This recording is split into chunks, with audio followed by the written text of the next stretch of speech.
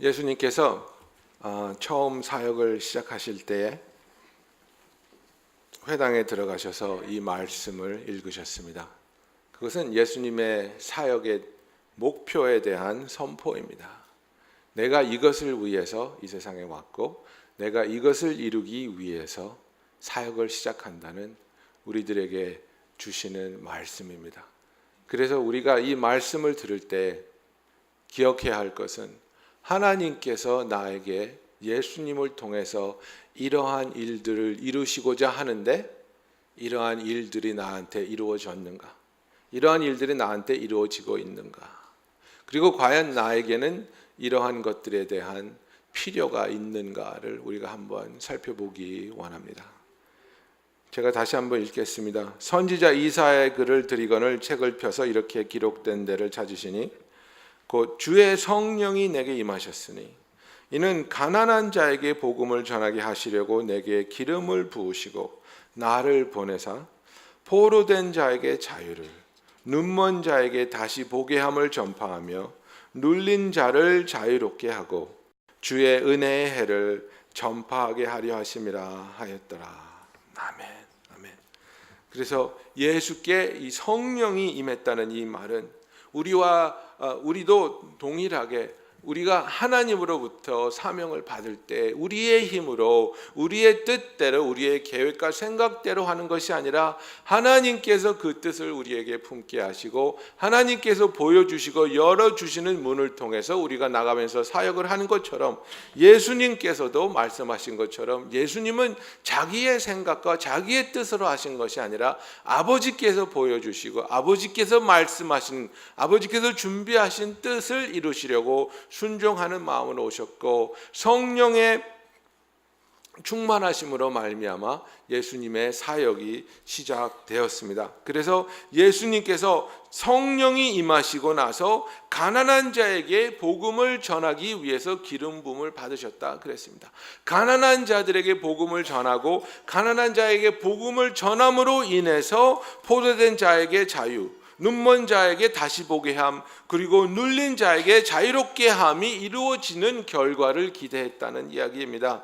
그래서 제일 먼저 그렇다면 예수님께서 가난한 자에게 복음을 전하셨다고 하였는데 그 가난한 자는 누구입니까? 저와 여러분은 가난한 자입니까? 여기서 성경이 말하는 가난한 자의 기준은 무엇인지 우리가 다시 한번 알겠지만 우리가 다시 한번 생각해 봐야 된다고 생각합니다. 내가 가진 것이 부족해서 가난한 것이 아닙니다. 그죠? 내가 다른 사람보다 없어서 가난한 것이 아닙니다. 내가 물질적으로 부자이던 물질적으로 늘 부족함에 있는 사람이든 내가 육체적으로 항상 건강하고 아픔 없이 살아온 사람이든 아니면 내가 늘 아팠고 늘 병에 시달렸던 사람이든 내가 늘 혼자였던 사람이었거나 아니면 내 주위에는 항상 나를 사랑해 주는 사람이 있었거나 권세가 있거나 없거나 그런 것들이 아니라 나의 삶에서 삶의 의미와 삶의 목적이 결여되고 그러므로 인해서 나의 삶에서 만족이나 참된 존재의 의미를 찾지 못하고 늘 혼란스럽고 늘 공허하고 늘 만족하지 못한 영혼의 상태를 인식하고 있는 사람들을 말합니다. 먹어도 배고프고 잠을 자도 피곤하고 웃고 있어도 기쁨이 없는 정말 이 세상을 통해서 무엇을 누리고 무엇을 맛보고 무엇을 경험한다 할지라도 결국 남는 것은 쓸쓸하고 무의미하고 외로운 것을 체험하고 있는 사람의 그 영적인 상태, 정말 나는 누구를 만나야 할까, 무엇을 해야 할까, 무엇을 성취해야 할까, 무엇을 맛봐야지 내 마음속에 있는 이 공허함이 채워질까, 이것을 고민하고 있는 사람이 바로 가난한 사람입니다. 가난한 사람에게는 복음이 들립니다. 가난한 사람에게는 복음이 마음을 움직이고 가난한 사람에게는 복음을 들을 때 죽었던 영혼이 살아나게 됩니다. 부자들도 복음을 들을 수 있습니다. 그러나 부자들은 복음을 복음으로 듣지 못합니다. 제가 말씀드리는 부자는 영적으로 나는 필요가 충만하게 채워지고 있는 사람이라고 자신하고 있는 사람들을 말합니다. 나는 의지할 필요가 없는 사람이야. 나는 내가 내 자신을 도울 수 있고 내가 내 의지로 이겨낼 수 있고 내가 열심히 노력해서 내가 원하는 것을 다 이룰 수 있는 사람이야. 나의 부족한 것을 나의 노력으로 나의 열정으로 채울 수 있는 사람이야. 그렇게 생각하고 자부하는 사람들이 부자라고 말하는 겁니다. 그런 사람들은 복음을 들었을 때에 복음이 복음으로 와 닿지 않습니다. 인생에 있어서 영적인 가난함을 체험하지 못했으면 아무리 복음의 말씀을 듣는다 해도 그것을 복음으로 인식하지 못합니다. 예수님께서 오셨을 때에도 기득권자들, 제사장들과 바리새인들과 서기관들과 장로들은 복음을 듣고 기적을 보고 예수님과 대화를 했음에도 불구하고 그가 그리스도인 것을 부인했고 그의 복음을 거부했고 그 복음이 자신들의 삶에 와서 변화를 주는 것을 차단했습니다. 자기들은 부유하다고 인식하고 있었기 때문입니다. 그러나 영적으로 가난했던 사람들은 자기의 삶이 자기의 노력과 자기의 열정으로는 채워질 수 없는 공허함이 있다는 자들, 가난했던 사람들은 예수의 복음을 들을 수 있었고 예수가 그리스도인 것을 발견했고 베드로처럼 주는 그리스도시요 살아계신 하나님의 아들이니이다라는 고백을 통해서 예수 안에서 예수가 주기 원하셨던 구원과 죄사함과 참 자유를 누릴 수 있었습니다. 여러분은 어떻습니까? 지금 이 시간에 무엇으로 여러분의 삶에 있는 그 공허함을 채울 수 있다고 생각하십니까? 월급이 좀 더 오르면 되겠습니까? 아이들이 공부를 좀 더 잘하면 되겠습니까? 사업이 좀 더 잘 되면 되겠습니까? 병든 몸이 나으면 되겠습니까? 그것들로 여러분의 마음에 있는 공허함이 채워진다고 생각하고 계십니까?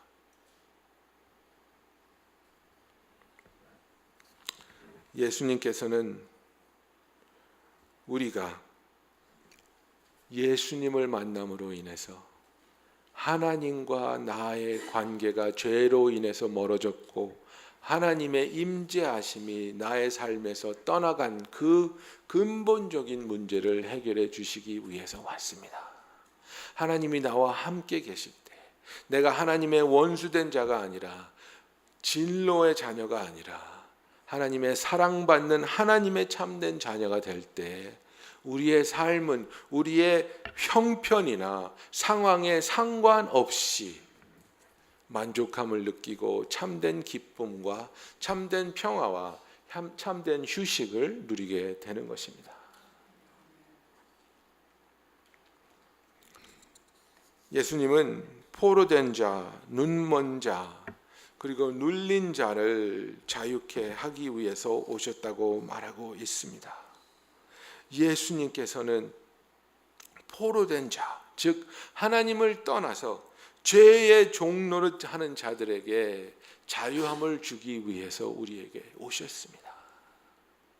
이것이야말로 복음을 받아들이는 자들의 첫 단계입니다. 하나님께서 예수를 통해서 우리의 죄를 사하여 주시고 더 이상 우리가 죄의 종노릇하지 않고 죄에 묶임 바 되지 않고 하나님의 자녀가 되어서 하나님이 우리를 창조하실 때 우리를 위해서 준비하신 선한 일을 위해서 우리의 삶을 살 수 있도록 우리에게 주시는 그 참 자유를 통해서 우리가 삶의 의미와 삶의 기쁨을 누릴 수 있도록 예수를 통해서 이루어 주신 이 놀라운 사건을 우리는 누리고 있습니까? 나는 이제 죄에서 사함받고 풀린 바 되어서 더 이상 종노릇하지 않고 더 이상 죄의 포로가 아니고 참 자유를 하나님 안에서 만끽하는 하나님의 뜻대로 하나님께서 준비해 주신 선한 사역에 동참하는 저와 여러분이 되기를 예수님의 이름으로 축원합니다. 눈먼 자는 진리를 떠나서 거짓 것을 믿고 거짓된 것을 올바르다고 주장하고 거짓된 것을 위해서 사는 영적인 소경들을 말합니다. 우리가 예수를 믿기 전에는 얼마나 허망하고 의미 없는 것들을 위해서 삶을 살고 열정을 쏟았습니까? 세상에서는 그런 것들을 젊은 날의 치기 어린 행동 이렇게 얘기할 수 있겠지만 그것보다 더 깊은 것 같습니다.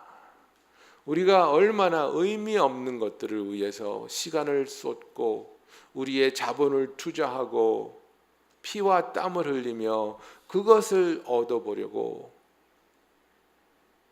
아직도 예수님과 그 참된 관계를 맺지 못한 사람들은 아직도 세상이 주는, 세상이 인정해주고 세상이 보여주는 것들을 위해서 그것이 옳고 그것이 의미 있다고 생각하면서 살아갑니다. 이것이 바로 영적인 소경입니다. 여러분들은 예수 그리스도를 만나고 영적인 눈이 열려지셨는지요? 예수를 만나고 나서 내가 예수를 만나기 전에 중요하다고 생각하고 의미 있다고 생각한 것들이 하나님께서 보시기에 이렇게 의미 없고 이렇게 허무한 것이구나. 이제는 하나님이 보시기에 의미 있고 하나님이 기뻐하시고 하나님이 인정하시는 것들을 위해서 나의 삶을 살아야 되겠다. 이런 마음의 변화와 삶의 변화가 있으셨는지요? 예수를 만난다는 것은 의미 없는 삶을 쫓던 나의 삶이 완전히 뒤바뀌어서 하나님이 인정하시고 하나님이 기뻐하시고 하나님이 의미 있다고 하는 것을 위해서 사는 것을 말합니다. 우리가 예수를 믿는다고 하면서도 세상 사람과 전혀 다름없는 것들을 똑같이 추구하고 똑같이 원하면서 오히려 그것을 얻기 위해서 예수의 이름을 부른다면 그것만큼 잘못된 예수를 따를 수가 없습니다. 우리가 영적인 소경에서 눈이 띄어진다면 하나님이 중요하게 여기시고 하나님이 의미 있고 영원한 것들을 추구하는, 그래서 우리가 하나님 앞에서 맺는 열매들이 이 세상에서 먹고 마시고 즐기고 없어지는 것들이 아니라 영원히 하나님 앞에 남아있을 소중한 것들을 위해서 열매 맺기 위해서 하나님 앞에 예수님 안에 거하는 저와 여러분이 되기를 예수님의 이름으로 축원합니다. 또 마지막으로 눌린 자도 자유롭게 하기를 원하셨습니다. 눌린 자라는 것은 억압된 자를 말합니다. 오프레스된 자를 말합니다. 이것은 자기의 의지를 떠나서 정말 원치 않는데도 억압된 상태에서 강요를 당하고 강제성 있는 행동을 할 수밖에 없는 상태를 말합니다.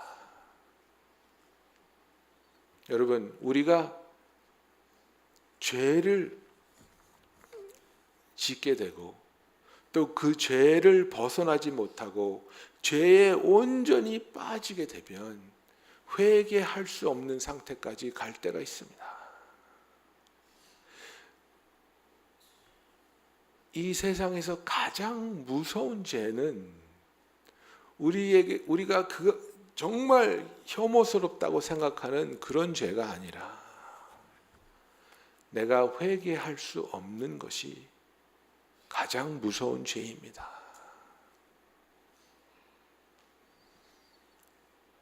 내가 회개하지 못하고 돌아서지 못한 예수를 믿으면서도 계속해서 반복되는 죄가 나의 삶에 남아있다면 그것이야말로 억압된 삶을 살고 있는 것입니다. 예수를 믿는다는 것은 예수 안에서 우리가 예수 없이 누릴 수 없던 자유를 누리게 되는 것을 말합니다. 내가 예수를 믿는다고 말하면서 예수를 믿기 때문에 봉사를 하면서 예수를 믿기 때문에 나와서 예배를 드리고 찬양을 드리면서 억압된 자의 모습을 감추고 아무도 모르는 곳에서 하기 싫은 멈추고 싶은 일들을 계속해서 하고 있다면 저와 여러분은 억압된 자입니다. 이것이 마약에 대한 중독이든 음란물에 대한 중독이든 내가 컨트롤할 수 없는 어떤 분노를 가지고 있든 하나님 안에서 우리가 심각하게 무릎 꿇고 그것들로부터 자유함을 얻기 위해서 예수 앞으로 나와야 할 것입니다. 여러분, 회개의 정의는 잘못했어요 하고 손드는 게 회개가 아닙니다. 그거는 그냥 인정입니다. 농구를 보시는 분은 알겠지만 농구 게임을 하다가 파울을 하면 심판이 호루라기 붑니다. 심판이 호루라기 불면 파울을 한 선수가 저요 하고 손듭니다. 그건 회개가 아닙니다. 인정입니다. 왜냐하면 그 손을 든 선수가 경기를 진행하면서 급하면 또 파울을 하거든요. 그래서 6개까지 하면 퇴장받는 겁니다. 파울을 했다고 손을 드는 선수의 마음에는 잘못했습니다, 다시는 하지 않겠습니다 하는 마음 절대 없습니다. 그냥 걸렸네, 인정, 이겁니다. 회개라는 것은 다시는 하지 않겠습니다라는 결심입니다. 물론 그 결심이 무너질 때도 있습니다. 물론 그 결심이 있음에도 불구하고 넘어질 수도 있습니다. 그러나 우리의 진실한 마음은 다시는 하지 않겠습니다. 하나님, 나를 도와주시옵소서. 다시는 내가 토해낸 그 토사물을 다시 내 입에 집어넣는 일이 없게 하여 주시옵소서. 여러분, 신앙생활이 왜 재미없고 능력이 없는 줄 아십니까? 내가 믿는 것하고 내가 하는 행동하고 일치되지 않을 때에 내 마음속에 내 자신을 향해서 너는 위선자야 라는 음성을 듣기 때문입니다.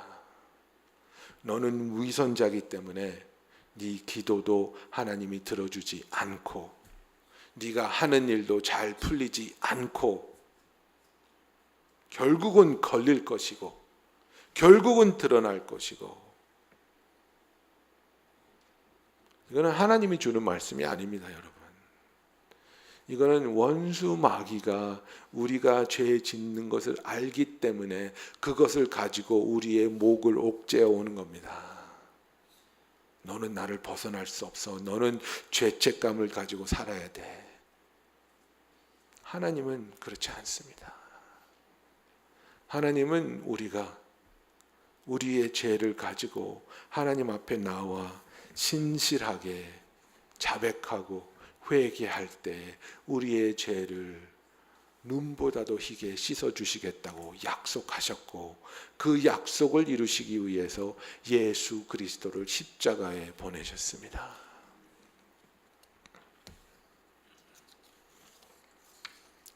오늘 저는 우리가 성찬식을 하면서 신실하게 회개에 대해서 기도하기를 원합니다. 그냥 단순하게 나의 죄를 인정하는 것이 아니라 정말 내 죄에서 벗어나서 자유함을 얻기 위해서 하나님 앞에 나와 부르짖고 몸부림칠 수 있는 신실한 회개를 하기 위해서 하나님 앞에 나오는 저와 여러분이 되기를 원합니다. 여러분, 우리가 회개함이 없으면 하나님께서 주시는 말씀을 받아들일 수가 없습니다. 죄책감이 있고 두려움이 있고 하나님으로부터 숨으려는 마음이 있기 때문에 그 말씀이 우리의 삶에 기쁨으로 와 닿지 않고 정죄함으로 와 닿기 때문입니다.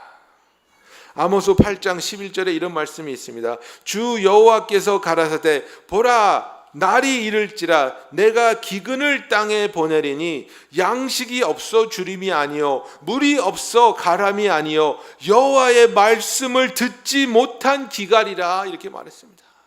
이것이 얼마나 무서운 말씀인지 아십니까? 말씀이 없어서 기갈한다는 겁니다. 먹을 게 없어서 배가 고픈 게 아니고 마실 물이 없어서 목마른 게 아니고 예배 전에 나와서 예배를 드리고 성경을 펴서 말씀을 읽는데도 하나도 들어오지 않고 하나도 내 마음에 움직임이 없고 기도를 하는데 기도가 하늘에 들려지지 않는 것 같은 이 답답함, 하나님이 나를 떠난 것 같은 이 두려움,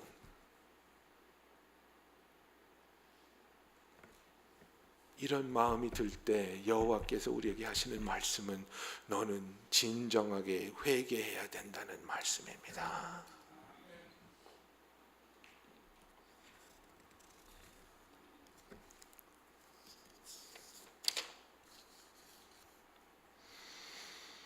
스가랴서 12장 10절부터 14절에 보면 회개에 대한 말씀이 나옵니다.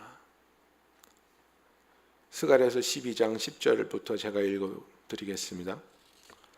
내가 다윗의 집과 예루살렘 주민에게 은총과 간구하는 심령을 부어주리니 그들이 그 찌른 바 그를 바라보고 그를 위하여 애통하기를 독자를 위하여 애통하듯이 하며 그를 위하여 통곡하기를 장자를 위하여 통곡하듯 하리로다. 그날에 예루살렘에 큰 애통이 있으리니 무깃도 골짜기 하다드림몬에 있던 애통과 같을 것이라. 온 땅 각 족속이 따로 애통하되 다윗의 족속이 따로하고 그들의 아내들이 따로하며 나단의 족속이 따로하고 그들의 아내들이 따로하며 레위의 족속이 따로하고 그들의 아내들이 따로하며 시므이 족속이 따로하고 그들의 아내들이 따로하며 모든 남은 족속도 각기 따로하고 그들의 아내들이 따로하리라 그랬습니다. 회개에 대해서 10절에 보니까 회개의 영이 임하면, 참된 회개를 하기 시작하면 애통하듯이 독자를 위해서 애통하듯이 하며 그랬습니다. 이 애통하다는 원문은 가슴을 치다는 말입니다. 얼마나 내 마음이 아픈지, 얼마나 억장이 무너내리는지 가슴을 치는, 정말로 원통하고 정말로 내 마음이 무너져 내리는 것을 걷잡을 수 없어서 가슴을 치는 행위가 나오는 것입니다.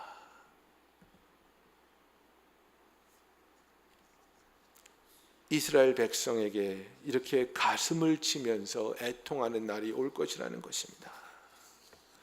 회개의 영이 임하면 주님을 생각하며 애통하게 된다고 말했습니다.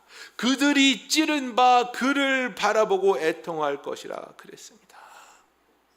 진정한 회개는 나 때문에 예수님이 피 흘리고 십자가에 죽으셨다는 것을 깊이 인식하는 것입니다. 그때 그 무리들이, 로마 병정이, 제사장들이 예수님을 십자가에 못 박은 게 아니라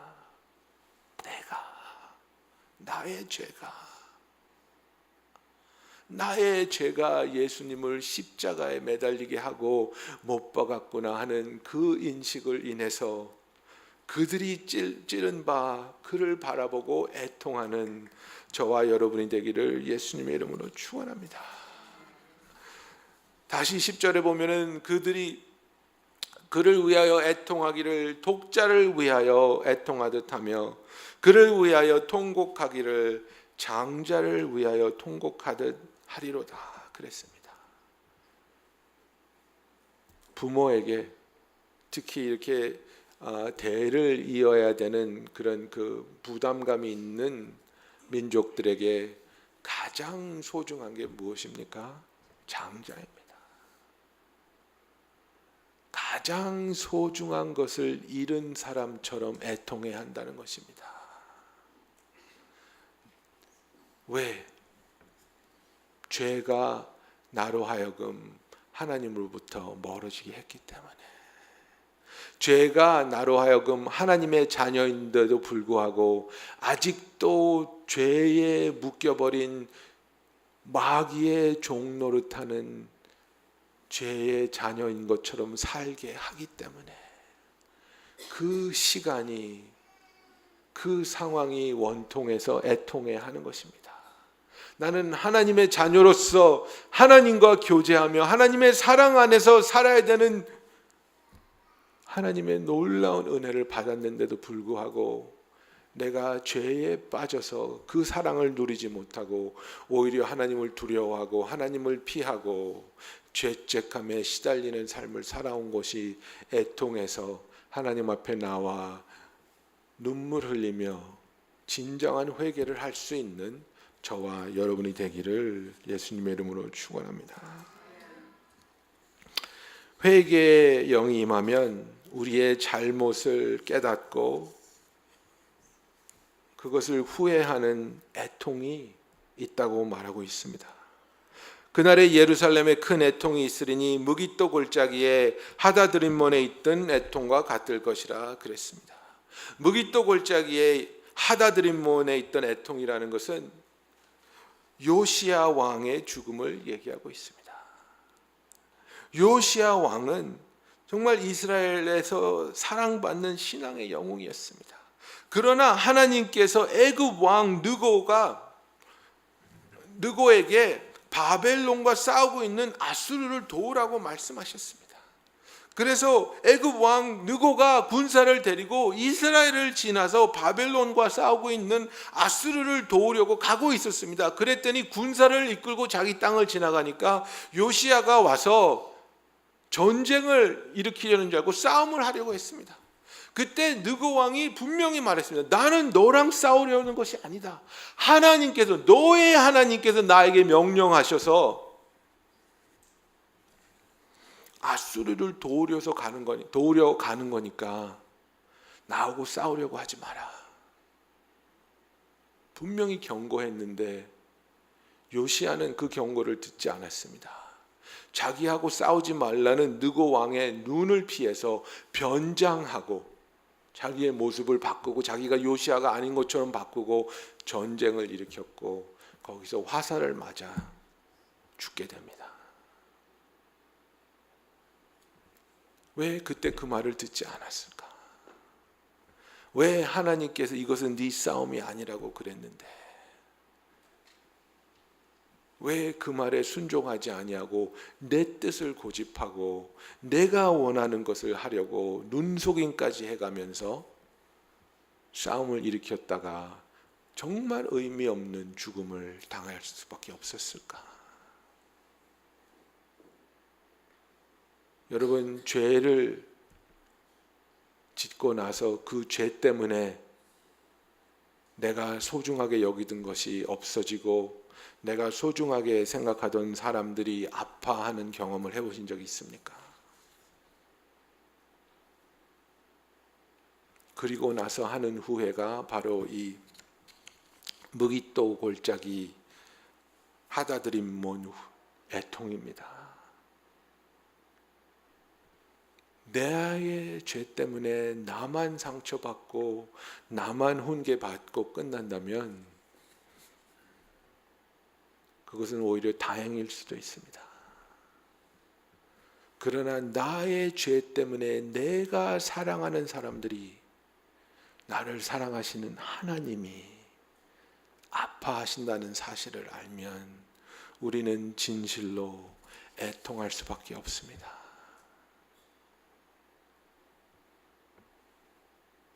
제가 남자라서 그런지는 모르겠지만 특히 남편분들한테 말씀드리고 싶습니다. 우리는 가정을 지켜야 하는 영적인 리더들입니다. 우리는 문단속을 해야 하는 영적인 리더들인데, 내가 가지고 있는 버릇이나 습관이나 중독 때문에 그 악한 것들이 우리 가정 안에 내 자녀에게까지 들어올 수 있는 문을 내가 열어주고 있다면 그것보다 무서운 일이 어디 있습니까? 그것보다도 애통해야 할 일이 어디 있겠습니까? 우리는 구체적으로 진실하게 회개해야 합니다. 그래서 12절과 14절에 보면 모든 족속이 각기 회개하고 아내들도 따로 회개해야 한다고 그랬습니다. 여기서 보여주는 것은 각자가 하나님 앞에서 진실되게 개별적으로 죄를 회개하라는 겁니다. 그냥 둘이 뭉실하게 하나님 다 잘못했어요, 다 용서해 주세요가 아니고 진실되게 나의 죄를 하나님 앞에 고하고 그것에 대한 참된 회개는 돌아서는 것입니다. 반대길을 가는 것입니다. 예수 그리스도가 십자가에 매달리신 이유가 무엇입니까? 우리의 죄를 사하여 주시기 위해서입니다. 그리고 그 죄사함은 언제 일어납니까? 우리가 회개할 때 일어납니다. 죄를 인정할 때 일어나는 것이 아니라, 죄를 인정할 때 죄사함이 있는 것이 아니라 죄를 회개할 때 죄사함이 있다 그랬습니다. 우리의 마음에 답답함이 있고 두려움이 있고 예배에 대한 기쁨이 없고 하나님 앞에 나와서 기도하는데도 소망이 없을 때 우리 자신을 들여다봐야 됩니다. 내가 회개해야 될 죄가 있는 건 아닌지, 내가 정말 하나님께서 주신 이 구원의 기쁨을 세상이 주는 거짓말과 바꿔버린 건 아닌지, 가장 진실하게, 가장 진실되게 우리 마음을 하나님 앞에 내어놓고 그 사랑 안에 우리의 마음을 내어드리고 예수의 보혈을 의지하여서 우리의 죄를 고백하고 회개하며 용서받고 자유함을 얻는 저와 여러분이 되기를 예수님의 이름으로 축원합니다. 이사야서 53장 1절부터 6절 말씀 읽습니다. 우리의 전한 것을 누가 믿었느냐? 여호와의 팔이 네게 나타났느냐? 그는 주 앞에서 자라나기를 연한 순 같고 마른 땅에서 나온 줄기 같아서 고운 모양도 없고 풍채도 없은즉 우리의 보기에 흠모할 만한 아름다운 것이 없도다. 그는 멸시를 받아서 사람에게 실어버린 바 되었으며 간고를 많이 겪었으며 질고를 아는 자라. 마치 사람들에게 얼굴을 가리우고 보지 않음을 받는 자 같아서 멸시를 당하였고 우리도 그를 귀히 여기지 아니하였도다. 그는 실로 우리의 질고를 지고 우리의 슬픔을 당하였거늘 우리는 생각하기를 그는 징벌을 받아서 하나님에게 맞으며 고난을 당한다 하였노라. 그가 찔림은 우리의 허물을 인하며 그가 상함은 우리의 죄악을 인함이라. 그가 징계를 받음으로 우리가 평화를 누리고 그가 채찍에 맞음으로 우리가 나음을 입었도다. 우리는 다 양 같아서 그릇 행하여 각기 제 길로 갔거늘 여호와께서는 우리 무리의 죄악을 그에게 담당시키셨도다. 아멘. 잠깐 묵도하시겠습니다.